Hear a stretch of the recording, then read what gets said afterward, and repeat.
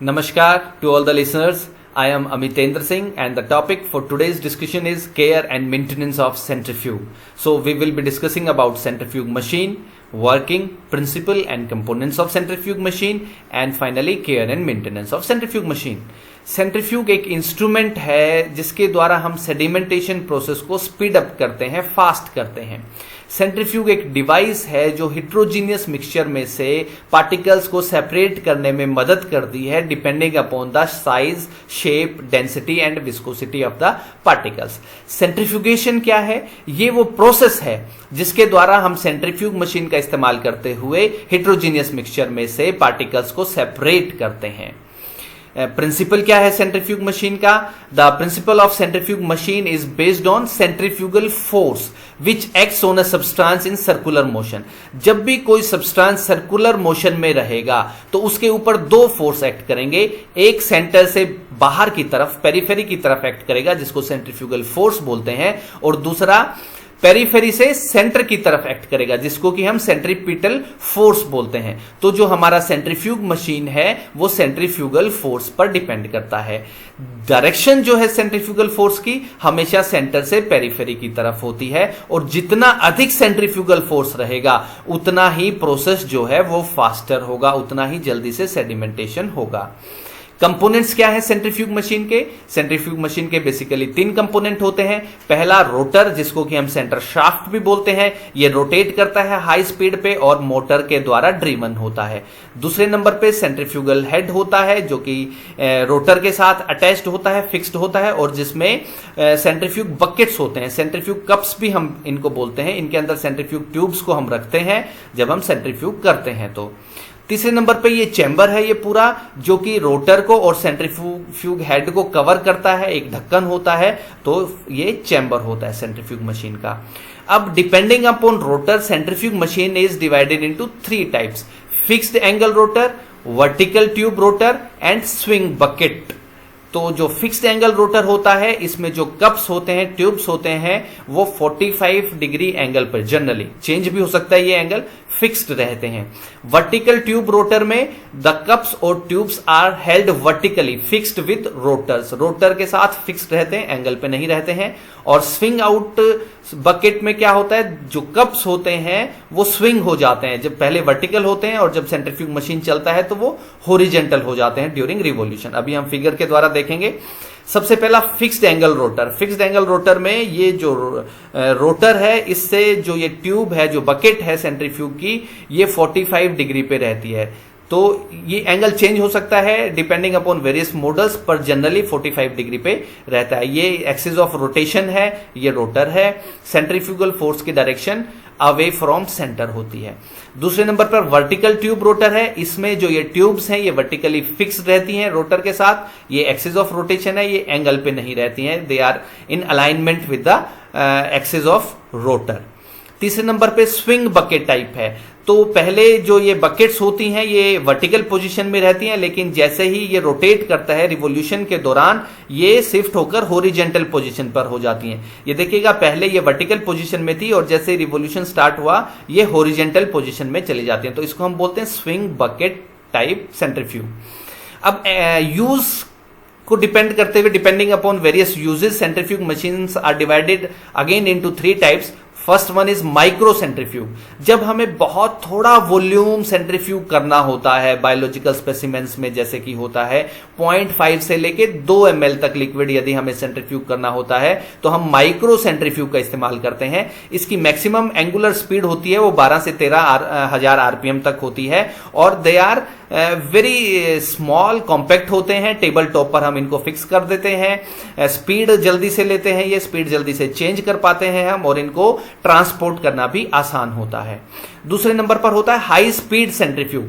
जब हमें बहुत ज्यादा हाई स्पीड पर कोई सेंट्रीफ्यूग करना होता है सैंपल को, तो हम हाई स्पीड सेंट्रीफ्यूग का इस्तेमाल करते हैं. इनकी जो एंगुलर वेलोसिटी है वो अराउंड 30,000 आरपीएम तक होती है. ये लार्ज सैंपल साइज को हैंडल कर सकते हैं. जब हमें लार्ज वॉल्यूम्स जो है सेंट्रीफ्यूग करनी होती है, few tens of millimetre to several litres, तो हम हाई स्पीड सेंट्रीफ्यूग का इस्तेमाल करते हैं. इनका जो रोटर के साथ जो कनेक्टेड होते हैं बकेट्स, वो अलग अलग साइज के होते हैं to hold various tubes and bottles. तीसरे नंबर पर अल्ट्रा सेंट्रीफ्यूग है। अल्ट्रा सेंट्रीफ्यूग जब हमें बहुत छोटे पार्टिकल्स को आइसोलेट करना होता है, सेडिमेंट करना होता है, सेपरेट करना होता है, तो हम अल्ट्रा सेंट्रीफ्यूग का इस्तेमाल करते हैं, जैसे कि ribosomes, proteins and viruses in biological samples. तो हम माइक्रो सेंट्रीफ्यूग और हाई सेंट्रीफ्यूग की बजाय अल्ट्रा सेंट्रीफ्यूग का इस्तेमाल करते हैं। इनमें जो सेंट्रीफ्यूगल फोर्स होता है वो ज्यादा जनरेट होता है, इसलिए बहुत छोटे से छोटे जो पार्टिकल्स होते हैं वो भी सेंट्रीफ्यूग हो जाते हैं। जो स्पीड होती है इनकी वो 70,000 आरपीएम तक होती है, इसलिए they are used for the study of membrane frictions. अभी what are the various applications of centrifuge? Centrifuges are used in chemistry, biology, biochemistry for isolating and separating suspensions. इनका इस्तेमाल हम ब्लड सेल्स को separate करने में भी करते हैं, प्लाज्मा सीरम फॉर्मेशन में भी करते हैं। जब हम सब सेलुलर ऑर्गेनेलीज का फ्रैक्शन करते हैं, जैसे हमने ऊपर पढ़ा राइबोसोम्स वगैरह का, प्रोटीन्स वगैरह का, तो भी हम सेंट्रीफ्यूग का इस्तेमाल करते हैं। मिल्क में से फैट रिमूव करना हो, मिल्क को स्किम करना हो, तो भी हम सेंट्रीफ्यूग का इस्तेमाल करते हैं। And they also help in separation of proteins using purification techniques. तो इन वेरियस एप्लीकेशंस में, इनके अलावा भी हम काफी ऐसी एप्लीकेशंस हैं जिनमें हम सेंट्रीफ्यूग का इस्तेमाल करते हैं। वर्किंग ऑफ सेंट्रीफ्यूग मशीन क्या है? जैसे ही हम इलेक्ट्रिक सप्लाई देते हैं सेंट्रीफ्यूग मशीन को, जो इलेक्ट्रिक मोटर होती है सेंट्रीफ्यूग मशीन की, वो रोटेट करती है, जो कि रोटर को रोटेट करती है। और जैसे रोटर रोटेट होगा तो रोटर के साथ जो हमारे बकेट्स जुड़े हुए हैं वो भी रोटेट करते हैं, और उनके रोटेट करने से जिनमें हमने सैंपल डाला है वो भी रोटेशन में आता है। तो जो स्पीड होती है इनकी, हम स्पीड कंट्रोलर से कंट्रोल कर पाते हैं, और एक टाइमर होता है जिससे कि हम टाइम सेट करते हैं कि कितने समय के लिए हमें सेंट्रीफ्यूग करना है। अभी जो फैक्टर्स होते हैं which affects the speed of rotation, या जो कि सेंट्रीफ्यूगेशन को अफेक्ट करेंगे, वो तीन होते हैं। पहला होता है आरपीएम, रोटेशन और रिवोल्यूशन पर मिनट। जितने ज्यादा आरपीएम होगा उतना फास्ट सेंट्रीफ्यूगेशन होगा। लेंथ ऑफ रेडियस पे भी डिपेंड करता है ये, आर सेंटर से कितनी दूरी पर है। And shape and size of the particle, shape size जो होता है पार्टिकल्स का, ज्यादा बड़ा साइज है तो जल्दी से सेडिमेंट हो जाता है, ज्यादा छोटा साइज है तो it will take a bit longer for sedimentation. Now what are the various points of care of centrifuge machine? Centrifuge machine का केयर हम कैसे करेंगे? जो हम चैम्बर होगा उसको साफ रखेंगे, यदि कुछ स्पिल हो जाता है उसके ऊपर तो हम इमीडिएटली उसको क्लीन करेंगे, क्योंकि जो सैंपल होता है वो इन्फेक्टिशियस भी हो सकता है, तो we have to take care of it. जो इंस्ट्रक्शन मैनुअल्स हैं हमारे, जो मैन्युफैक्चरर ने मैनुअल दिया है उसके अंदर जो इंस्ट्रक्शंस हैं वो हम फॉलो करेंगे, जो भी ऑपरेशन की हैं। जो सेंट्रीफ्यूग मशीन होगा जब यूज में नहीं होगा तो हम उसको प्लास्टिक कवर से कवर करके रखेंगे ताकि डस्ट ना जाए उसके अंदर। We must use non corrosive disinfectant to clean, ताकि कोरोजन ना लगे सेंट्रीफ्यूग मशीन पे। टाइम टू टाइम हमें चेक करते रहना है। हमें सेंट्रीफ्यूग मशीन को किसी भी सेंसिटिव इक्विपमेंट के पास नहीं रखना है या वाइब्रेटिंग सरफेस पर नहीं रखना है, क्योंकि ये इलेक्ट्रिकल इक्विपमेंट है, इलेक्ट्रिकल नॉइज जनरेट करता है। जो रोटेशन है सेंट्रीफ्यूग मशीन की, उसकी जो स्पीड है वो हमें ग्रेजुअली इंक्रीज करनी है, एकदम से 70,000 आरपीएम तक नहीं ले जानी है। We must increase slowly and gradually. And we must not try to stop the centrifuge machine by hand. जब वो चल रहा होता है तो ढक्कन खोलकर हमें हाथ से रोकने की कोशिश बिल्कुल भी नहीं करनी चाहिए। Place the centrifuge on a slide free surface away from the edge. किनारे पे नहीं रखना है हमें किसी भी सरफेस पे, और स्लाइडिंग सरफेस पे नहीं रखना है, वाइब्रेटिंग सरफेस पर नहीं रखना है, उसको फर्म फिक्स सरफेस पर रखना है। Centrifuge tubes must be balance properly. ये सबसे इंपॉर्टेंट पॉइंट है सेंट्रीफ्यूग मशीन का। जो भी ट्यूब्स होंगी वो उनको हमें प्रॉपर्ली बैलेंस करना है, डायगोनली वो बैलेंस होनी चाहिए, अदरवाइज इम्बैलेंस हो जाएगा। Always cap the centrifuge tubes while centrifugation. जब भी हम सेंट्रीफ्यूगेशन करेंगे तो जो ट्यूब्स हैं उनको हमेशा कैप करके रखेंगे ताकि मटेरियल जो है वो स्पिल आउट ना हो। और जो क्रैक्ड और डैमेज ट्यूब्स होती हैं, टूटी हुई ट्यूब्स होती हैं, उनको हम यूज नहीं करेंगे while using centrifuge machine. Now what are the points which needs to be taken care of during maintenance of centrifuge machine? हम मेंटेनेंस कैसे करेंगे? दो प्रकार की होती है, एक तो डेली मेंटेनेंस होती है, एक मंथली मेंटेनेंस होती है।